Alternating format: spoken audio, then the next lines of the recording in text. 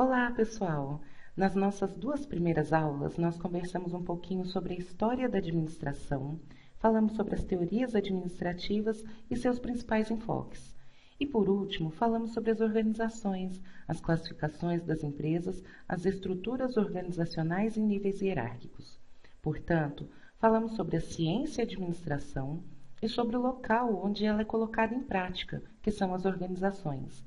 Por isso, para fecharmos a introdução à administração, precisamos falar sobre o responsável por colocar a administração em prática. Ou seja, precisamos falar sobre o administrador e quais são as suas funções. Administradores são profissionais que planejam, organizam, dirigem e controlam o uso dos recursos financeiros, físicos, tecnológicos e humanos das empresas, buscando soluções para todo tipo de problema administrativo. Em nossa definição de administrador, utilizamos 4 palavras muito importantes: planejar, organizar, dirigir e controlar. Essas são as funções administrativas. Planejar tem a ver com definir missão, formular objetivos, traçar planos e programar as atividades. Organizar é dividir o trabalho, agrupar as atividades em órgãos e cargos, alocar recursos, definir autoridade e responsabilidade. Dirigir consiste em designar as pessoas, coordenar os esforços, orientar, comunicar, liderar e motivar. E, por último, controlar, que é definir padrões, monitorar o desempenho, avaliar o desempenho e fazer ações corretivas. Vejamos agora cada uma delas. Planejar é pensar antes de agir. É a função administrativa que determina antecipadamente quais são os objetivos que devem ser atingidos e detalha os planos necessários para atingi-los da melhor maneira possível. Objetivo é o resultado futuro que se pretende atingir. Já o plano descreve um curso de ação para alcançar um objetivo, ou seja, o que deve ser feito, quando, como, onde e por quem. Lembram que estudamos sobre os níveis estratégicos? Pois é, para cada um deles existe um tipo de planejamento. Planejamento estratégico é o mais amplo e abrange toda a organização. É projetado no longo prazo e seus efeitos e consequências são estendidos por vários anos. Envolve a empresa como uma totalidade, abrange todos os recursos e áreas de atividade. E preocupa-se em atingir os objetivos em nível organizacional. É definido pela cúpula da organização e corresponde ao plano maior, ao qual todos os demais planejamentos estão subordinados. Pela sua importância, veremos um pouquinho mais sobre ele ainda nessa aula. Planejamento tático é aquele que abrange cada departamento ou unidade da organização. É projetado para o médio prazo, geralmente para o exercício anual, ou seja, para o ano em curso. Envolve cada departamento, abrange seus recursos específicos e preocupa-se em atingir os objetivos departamentais. É definido no nível intermediário ou tático. Já o planejamento operacional abrange cada tarefa ou atividade específica. É projetada para o curto prazo, para o imediato. Envolve cada tarefa ou atividade isoladamente e preocupa-se com o alcance de metas específicas. É definido no nível operacional.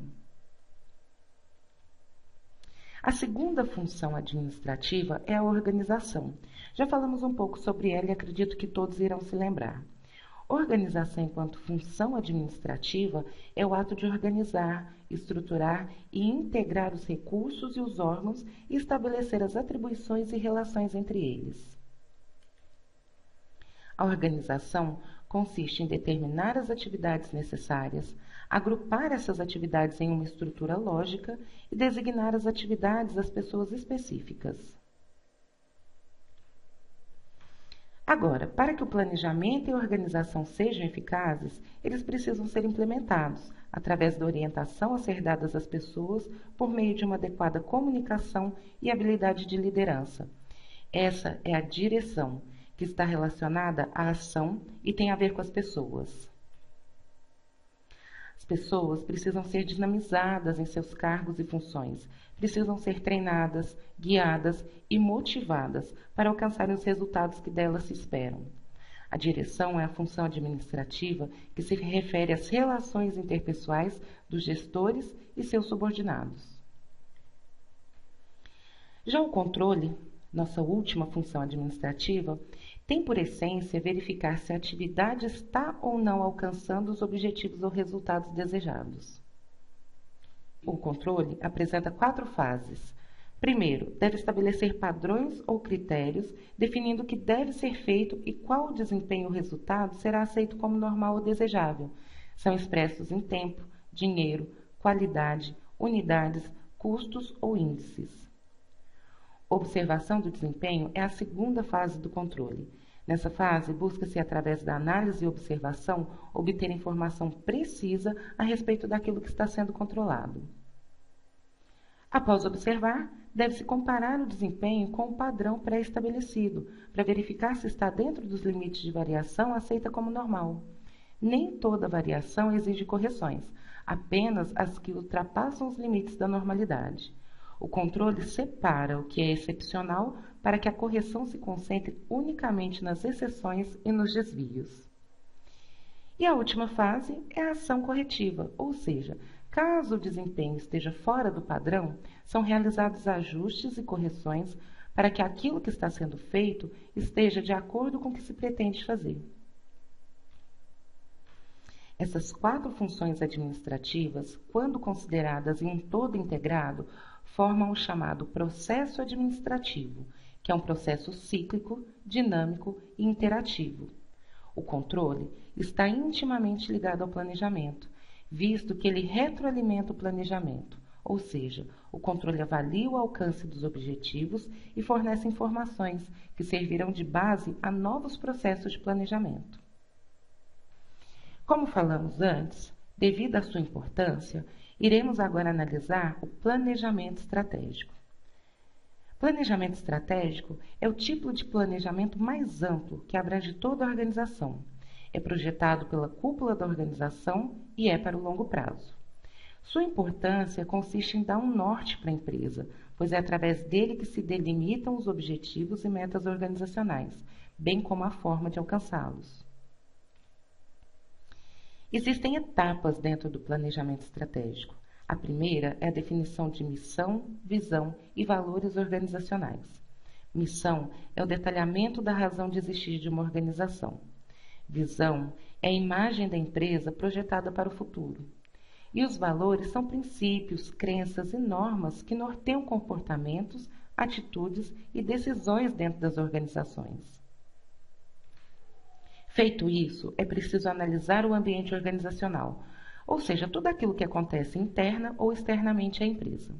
Nessa análise, busca identificar pontos fortes e fracos, além de oportunidades e ameaças. São 2 os tipos de ambiente. Microambiente ou ambiente tarefa é o ambiente mais próximo e imediato de cada organização. É de onde cada organização extrai as suas entradas e deposita as suas saídas. É o ambiente de operações de cada organização e é constituído por fornecedores, clientes ou usuários, concorrentes e entidades reguladoras.